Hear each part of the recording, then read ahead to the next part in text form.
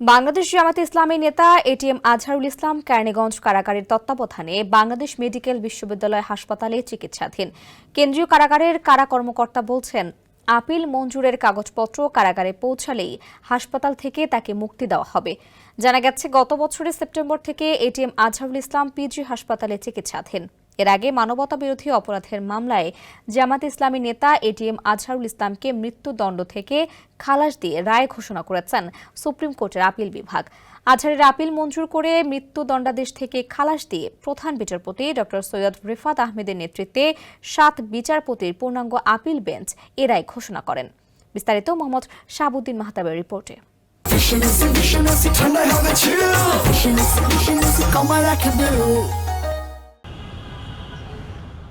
গত 8 মে মৃত্যুদণ্ডাদেশের বিরুদ্ধে এটিএম আজহারুল ইসলামের আপিলের উপর শুনানি শেষ হয়।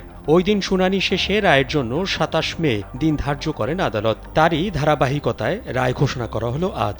গত 6 মে এটিএম আজহারের আপিল শুনানি শুরু হয়। পরে পর্যায়ক্রমে আপিলের উপর শুনানি অনুষ্ঠিত হয়।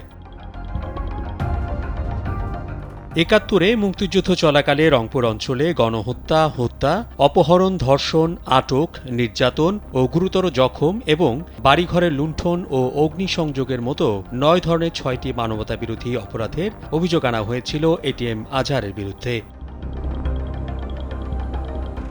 2014 সালের 30 ডিসেম্বর আন্তর্জাতিক অপরাধ ট্রাইব্যুনালের দেয়া রায়ে 2 নম্বর, 3 নম্বর এবং 4 নম্বর অভিযোগে ফাঁসির দণ্ডাদেশ পান জামায়াতে ইসলামের তৎকালীন সহকারী সেক্রেটারি জেনারেল আজহারুল ইসলাম।